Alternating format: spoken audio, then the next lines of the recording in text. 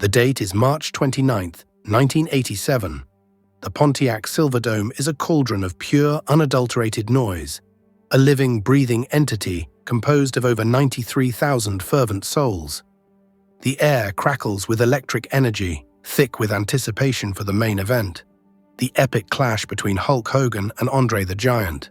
But before that monumental confrontation, another battle unfolds, a microcosm of the simmering tensions and theatrical conflicts that define the World Wrestling Federation. In the ring stand the formidable villains, the Iron Sheik and Nikolai Volkoff, managed by the ever-conniving Slick.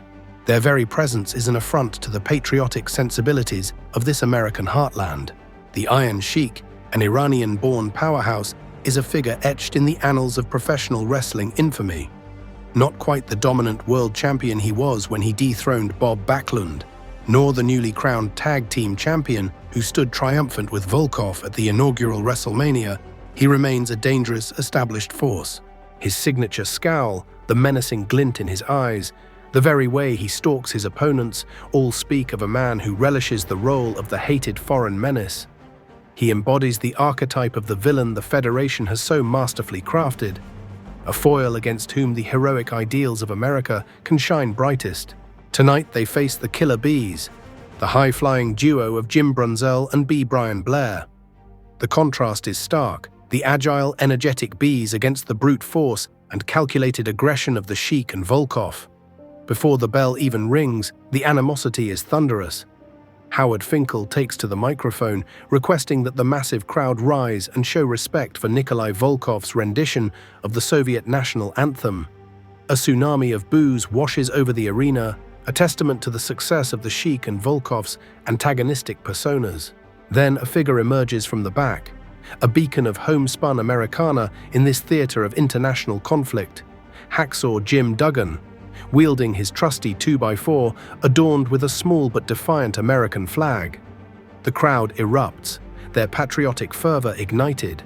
Duggan grabs the microphone, his voice booming through the Silverdome, declaring that Volkoff will not sing, not in the land of the free and the home of the brave. The match begins, a whirlwind of action. The Killer Bees utilize their speed and agility, but the Sheik and Volkoff rely on their strength and veteran cunning. The Sheik is a master of ring psychology, knowing precisely how to draw the ire of the crowd, how to build the drama. He taunts, he struts, he punishes his opponents with methodical precision. For a moment, it seems the villains are in control.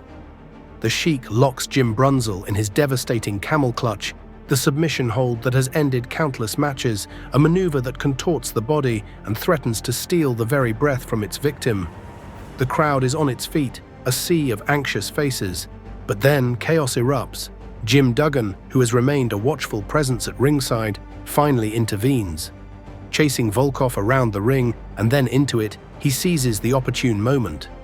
Duggan swings his 2x4, connecting squarely with the unsuspecting back of the Iron Sheik. The bell rings, and the Iron Sheik and Nikolai Volkoff are declared the winners by disqualification. They may have won the match, but the victory feels hollow, tainted by Duggan's interference. This match, coming just before the highly anticipated main event, serves its purpose perfectly, further fueling the patriotic fervor of the audience, priming them for the ultimate triumph of the all-American hero, Hulk Hogan. The Iron Sheik in this moment is exactly where he needs to be, a loathed, powerful antagonist who has just been denied a clean victory, leaving the fans yearning for justice, for a true hero to prevail. 2 months, just 60 days.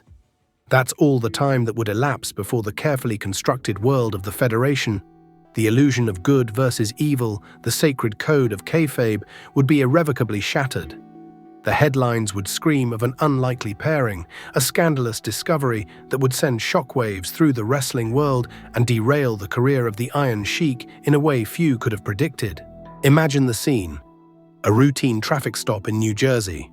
In one car are 2 men, bitter enemies on television, locked in a heated feud that had captivated audiences.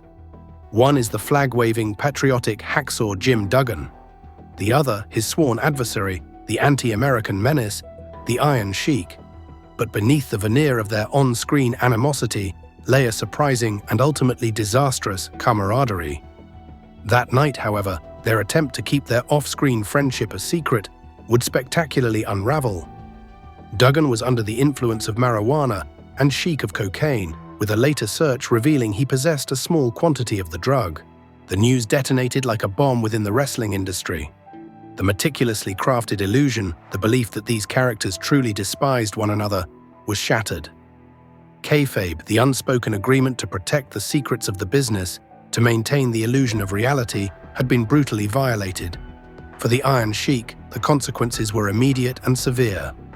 He was fired by the Federation. Jim Duggan, while also facing repercussions, would eventually return, but the damage to the Sheik's career was irreparable.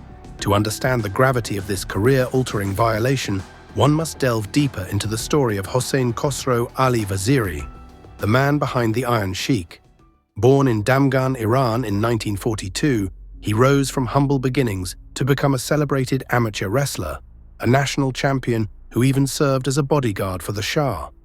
His prowess on the mat earned him a place on the periphery of the 1968 Olympic team. However, the mysterious death of his idol, Gholam Reza Takhti, prompted his emigration to the United States in pursuit of greater opportunities. In America, his amateur wrestling career continued to flourish, culminating in an AAU Greco-Roman Championship in 1971. He even served as an assistant coach for the United States Olympic team in 1972. But a new path beckoned, and he soon decided to enter the world of professional wrestling. He trained alongside future icon Ric Flair, learning the nuances of the craft. Initially wrestling as a babyface, it was suggested that he adopt a heel persona, a villain that would resonate with the times. Thus, the great Hossein Arab was born. He shaved his head, cultivated a distinctive buffo mustache, and donned wrestling boots with curled toes. As the Iranian Revolution unfolded, his gimmick as an Iranian heel garnered significant attention, tapping into the prevailing political climate. In 1979, he made his debut in the Federation, winning the first-ever Battle Royal at Madison Square Garden, a feat that earned him a shot at the champion, Bob Backlund. While he was unsuccessful in capturing the title that night, he established himself as a formidable presence, engaging in feuds with established stars like Bruno Sammartino. A stint in Jim Crockett Promotions followed, where he truly embraced the moniker of the Iron Sheik. His villainous persona, fueled by the Iran hostage crisis, resonated with audiences.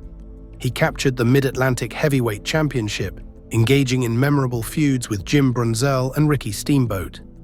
Subsequent runs in other promotions honed his skills and solidified his reputation as a top-tier heel. The pivotal return to the World Wrestling Federation in September 1983 marked the zenith of his singles career. He once again set his sights on Bob Backlund and the World Heavyweight Championship.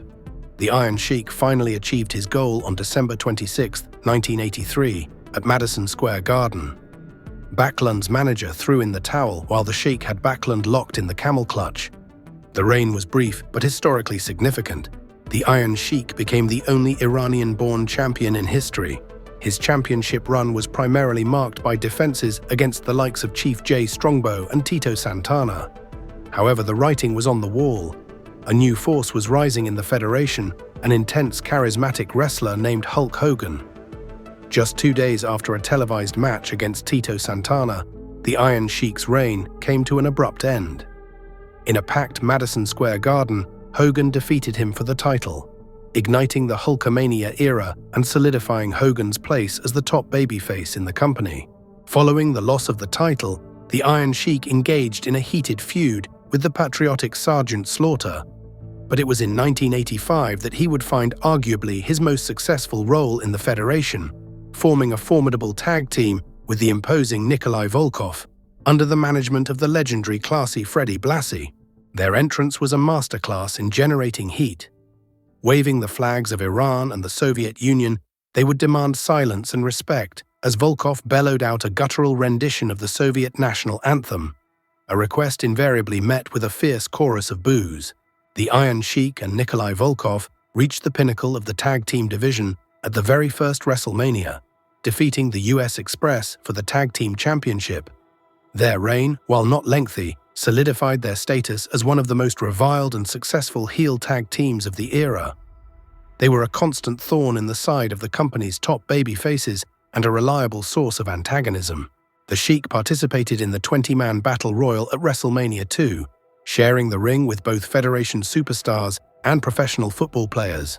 And then, just over a year later, following WrestleMania III, came May 1987, the arrest with Jim Duggan, the shattering of Kayfabe, the immediate consequences, the firing.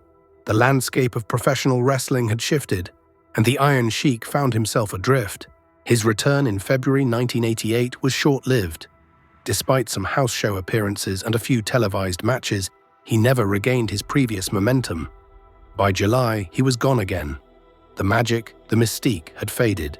Brief stints in other promotions followed, but none recaptured the glory of his prime. Then, in 1991, a surprising return to the Federation occurred. Reinvented as Colonel Mustafa, he aligned himself with his former adversary, Sergeant Slaughter, who had adopted the controversial persona of an Iraqi sympathizer during the Gulf War. Managed by the Iraqi General Adnan, they became the primary antagonists for Hulk Hogan and the Ultimate Warrior.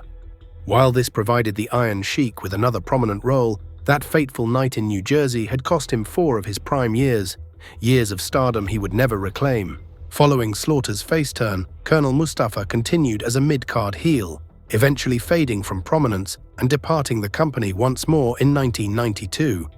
Sporadic appearances would follow in later years, including a memorable win in the gimmick Battle Royal at WrestleMania 17 in 2001, a moment where the once despised villain was cheered by a generation of fans who had come to appreciate his unique character and contributions to wrestling history. He was inducted into the WWE Hall of Fame in 2005, a fitting recognition of his impact on the industry.